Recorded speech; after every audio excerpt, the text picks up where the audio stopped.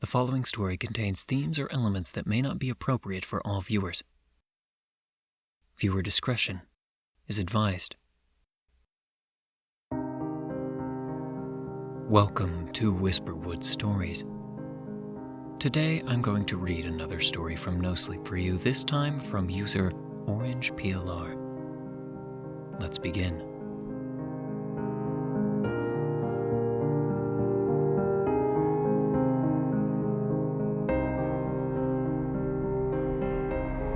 My daughter's dollhouse is not a toy. Why don't you open that one next, sweetheart? That Christmas was lovely, one of the best in a while. In the recent years, my parents hadn't been able to drive up as often on account of the heavy snow. "Heaviest in 30 years," their grandfather would say to me over the phone when I pleaded with him, and I could hear him comedically puffing his cigar and tilting back the armchair. "There's no way we could make it there and back before next Christmas." But this year, it finally let up, and they made it. I couldn't have been happier.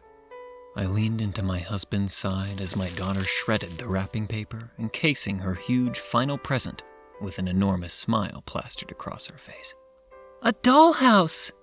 I couldn't help but gasp.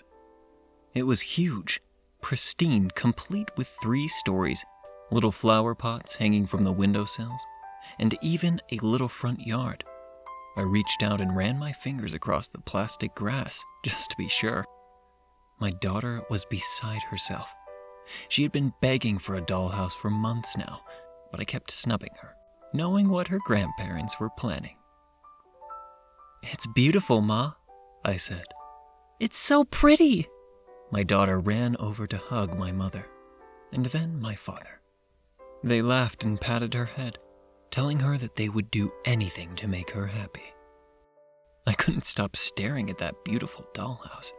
"Where did you find this?" I gently tapped on the windows. If I hadn't known, I would have sworn they were made from real glass. "Found it online," my father grunted, leaning forward to unlatch the walls and open it up. The inside was even more beautiful than the outside. Even the art on the walls looked real. "From a nice family. It's funny, they never accepted our payment, just some real nice folks." A little doll family sat on the living room couch, gazing up at us with their blank smiles.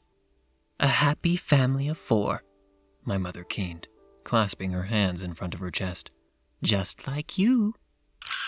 Right then, my son steered his new remote control car into the dollhouse, toppling it over. My daughter began to shout, and my husband squeezed my waist lovingly before jumping into action, trying to quell the conflict by bribing Christmas cookies. I looked at the dolls, now spilled from the couch to the floor, their faces still happy and simple. I reached out and carefully placed them back in their seats on the couch.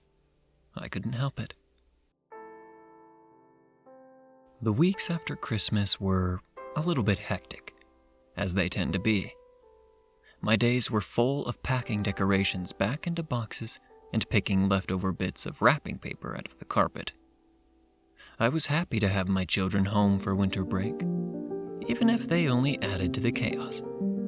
It got a bit lonely sometimes during the school year, with them gone and my husband at work most of the day.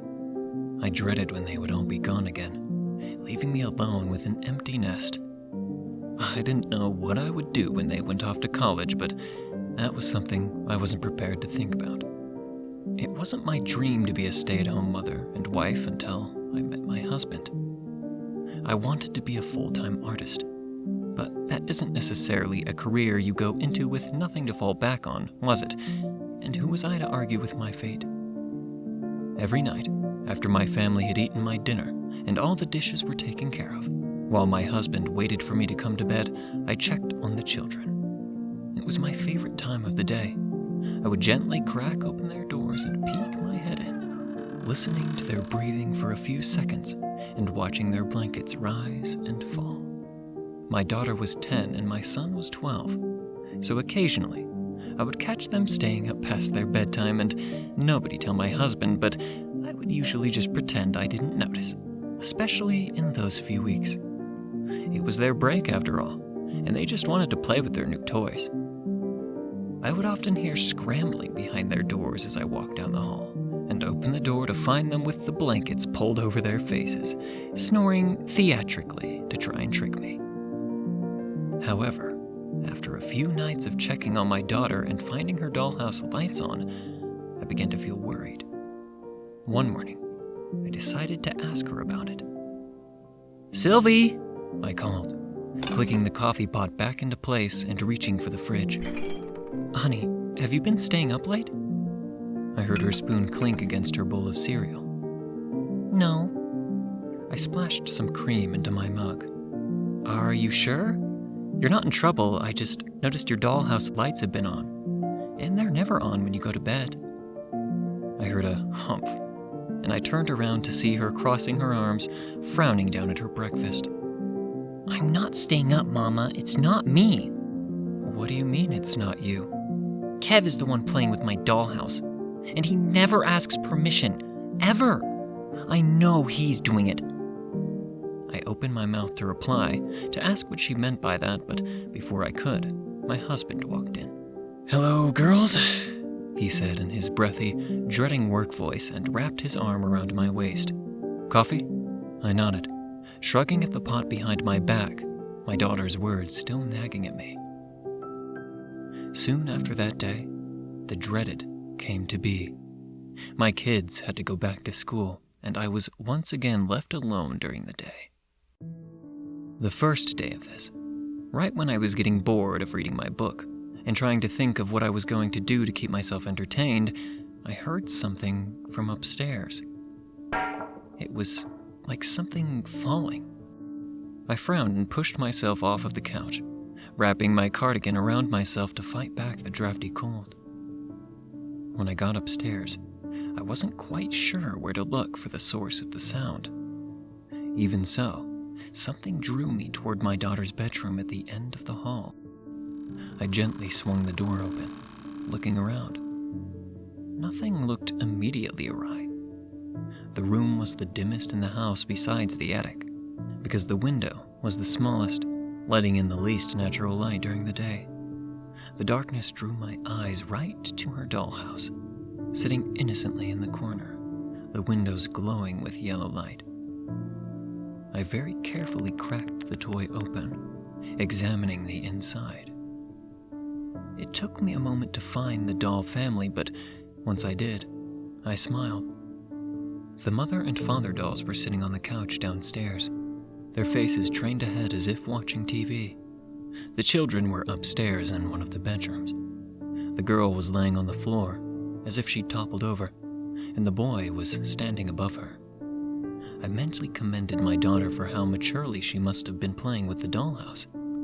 Could that have been what I heard falling? Maybe the girl doll had been standing and had simply toppled over after a while. I carefully stood the doll back up, switched the lights off inside, and went back downstairs. That night, after dinner, my husband plopped down on the couch and kicked his feet up. My children hadn't yet gotten rid of all of their energy, so they were running around the house, playing their own version of tag. "Sit with me," my husband said, grinning at me and patting the couch next to him. "You've been cooking all afternoon." I relented, taking a seat next to him. He pulled me close, giving me a kiss on the forehead and switching on the TV. Before I could relax, a scream rang through the house, my daughter's scream. My husband and I rushed upstairs. We found them in my son's room, my daughter on the floor, her knee bleeding, and my son standing above her guiltily. "I'm sorry, we were just playing." My daughter's brown eyes welled up with tears. "He pushed me." The strangest sense of déjà vu washed over me, so powerful I felt a bit dizzy. I reached out and helped my daughter up, examining her injury once she was standing. "Let's get a Band-Aid on that," I said gently, pushing back her hair. She nodded. Then the power went out. After that night, for some reason, the energy in the house began to get worse.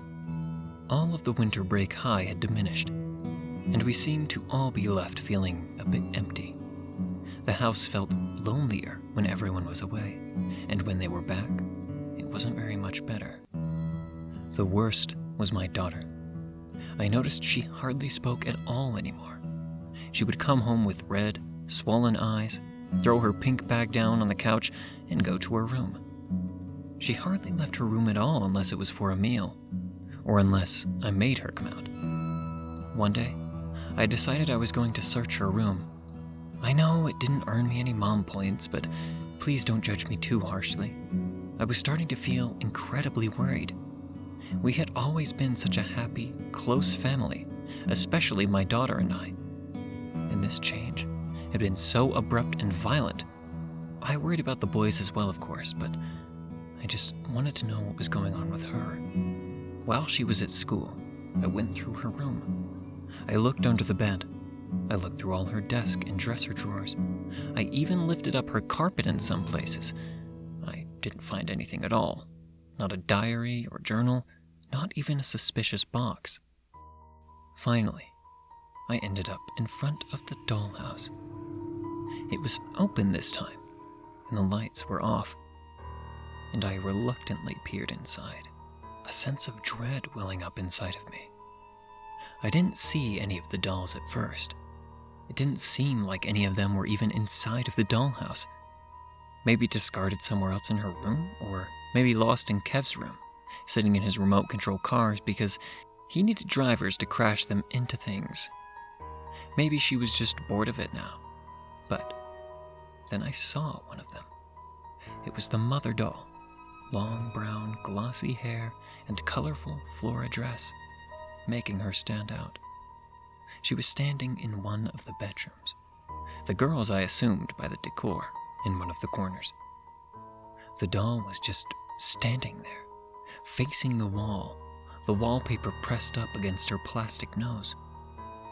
I glanced over to the corner of my daughter's room, then back at the dollhouse, then back again, as if the doll was going to move when I wasn't looking. I slowly walked over to the corner, reaching out and brushing my fingers against my daughter's purple wallpaper. Right when I was beginning to feel incredibly stupid, I felt a ridge. I carefully pried my fingernails into the dent, pulling until I felt it give. There was a piece of drywall missing, and I had never even known. Inside the cracked part of the wall was a notebook, and some other small things from around the house that I thought had disappeared. I found candy, missing jewelry, even silverware. I wondered how long she had been hoarding things right under my nose. When I looked back at the dollhouse, nothing was different. I knew that nothing was different, but it didn't stop me from feeling like it was looking at me from the tiny model house. After that, I put the dollhouse in the attic. Something just felt terribly sinister about it. It made me feel sick knowing it was just up there, in my daughter's room. Maybe it was selfish.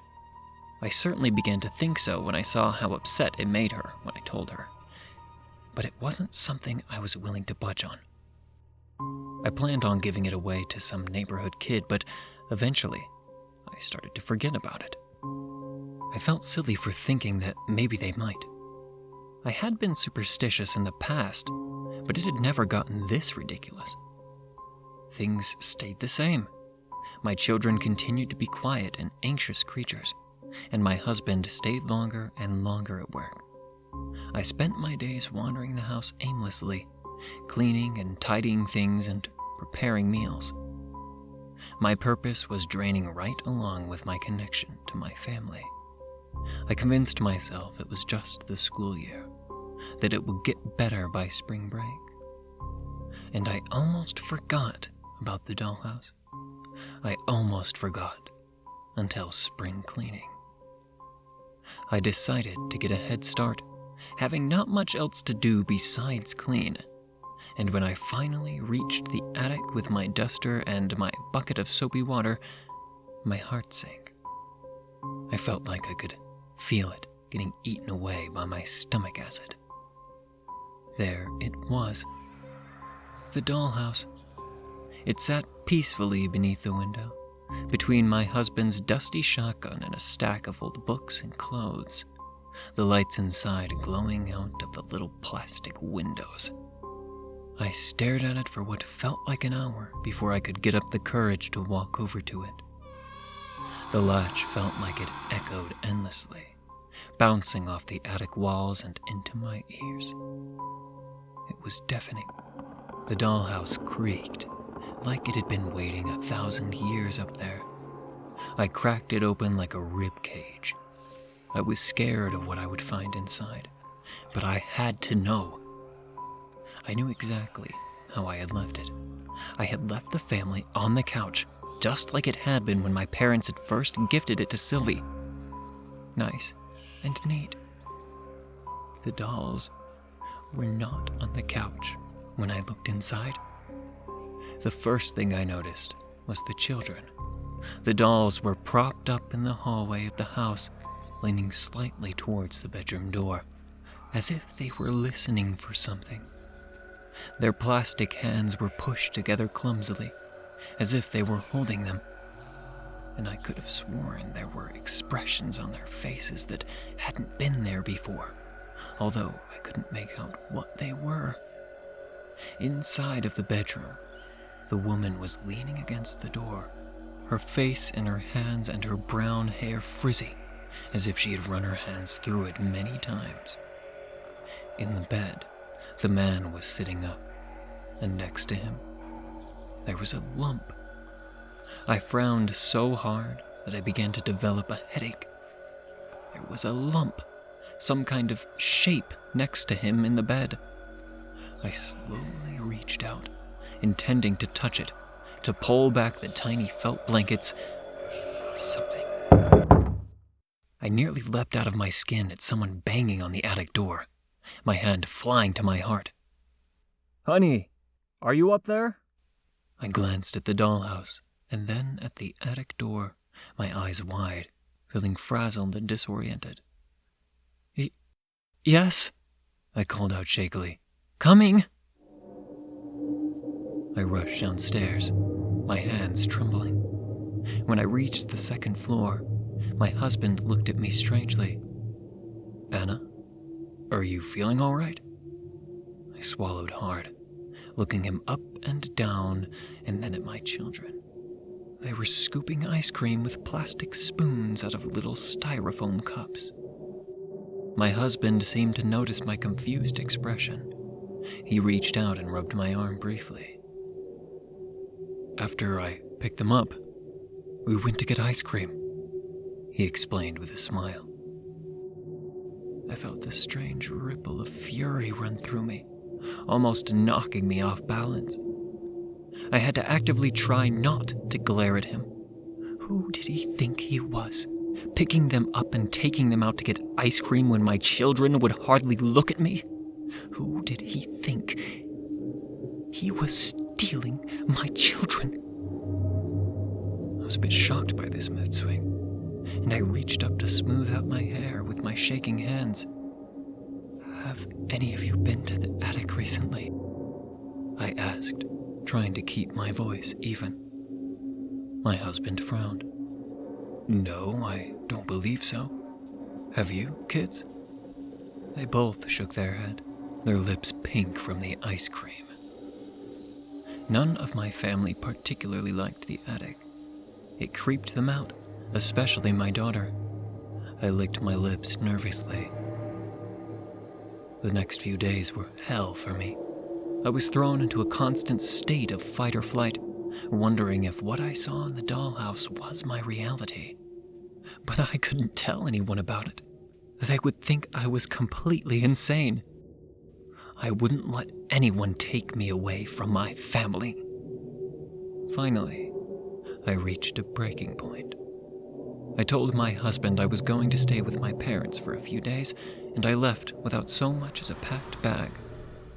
It helped to get away, but I couldn't have stayed forever, and after the weekend, I drove the 4 hours it took to get home, feeling slightly more stable than before.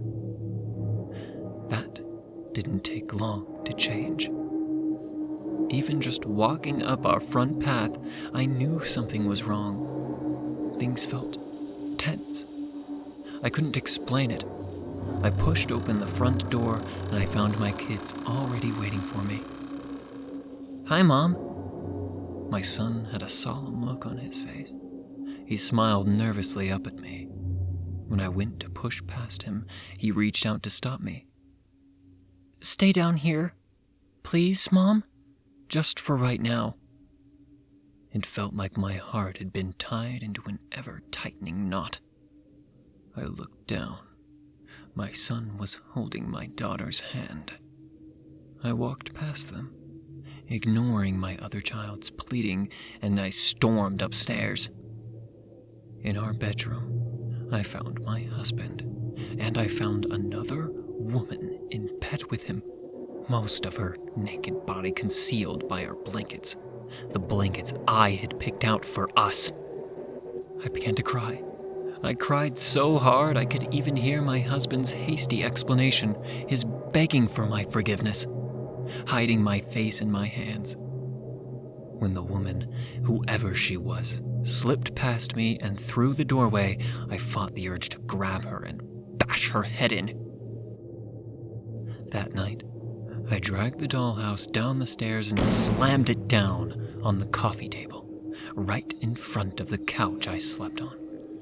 I couldn't bear to be in our bedroom after what he had done. What he had done with my children, my babies, right downstairs. I choked down some bile, staring into the yellow windows aimlessly. I had to watch. I had to watch so I could know.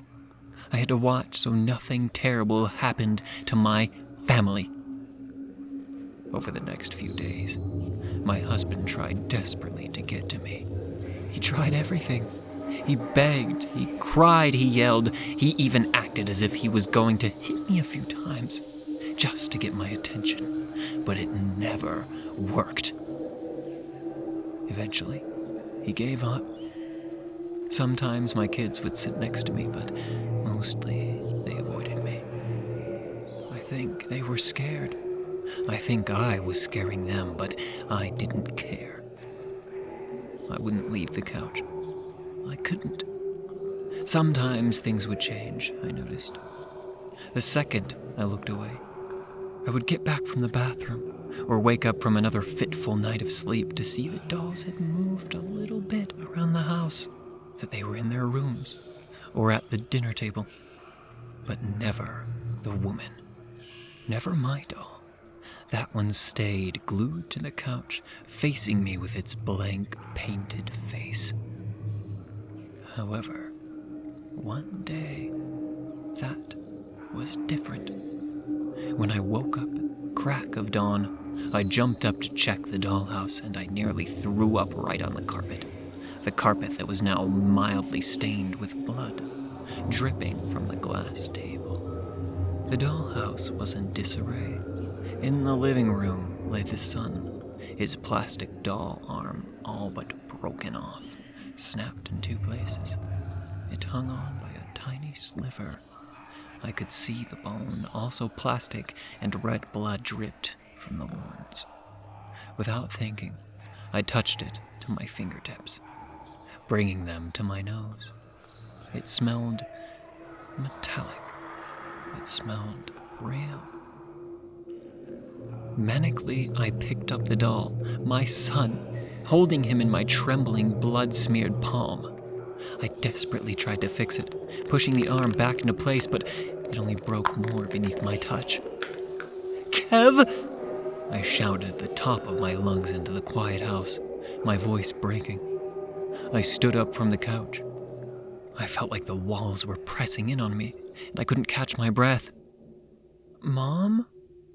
My son poked his head around the corner, gazing sleepily down the stairs at me.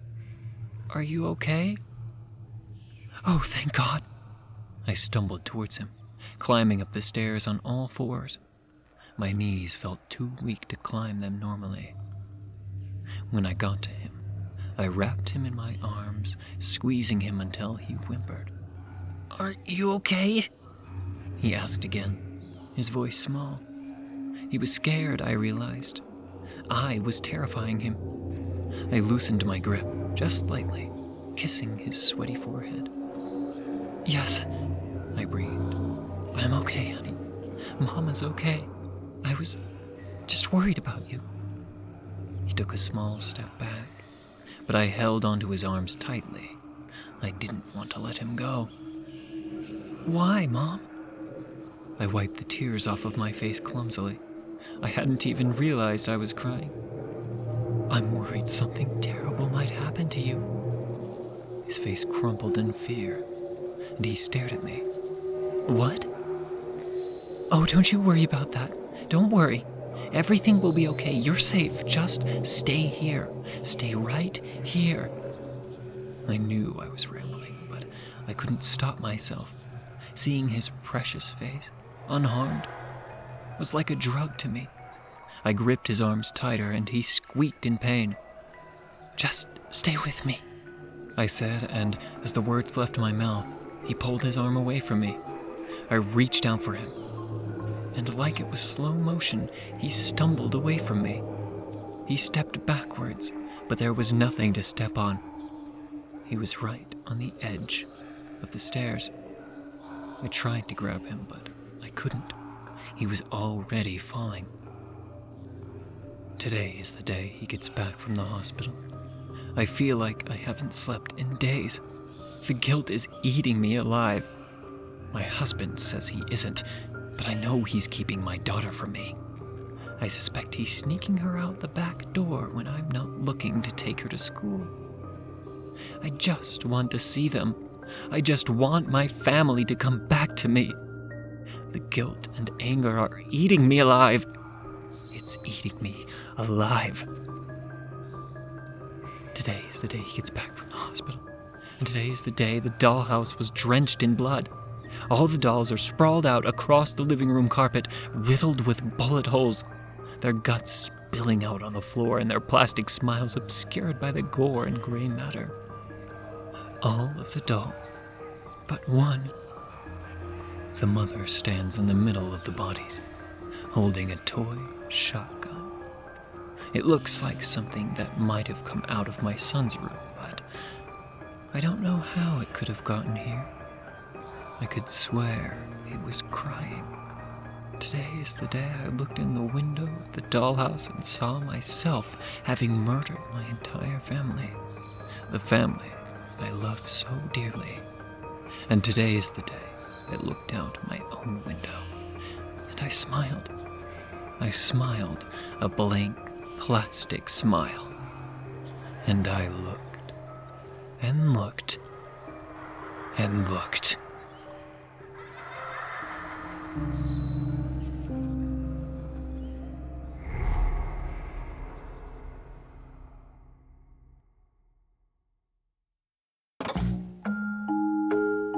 Thank you for listening to Whisperwood Stories. If you enjoyed, don't forget to comment, like, and subscribe down below. Do you have a story that you'd like me to read here? Consider commenting or sending it to whisperwoodsubmissions@gmail.com. The story in this video was read with the author's permission. Thank you again for listening, and be sure to check out the original Reddit post. Want to support me? Check the link below where you can leave a tip if you wish. And remember, don't let the shadows get too close. Good night.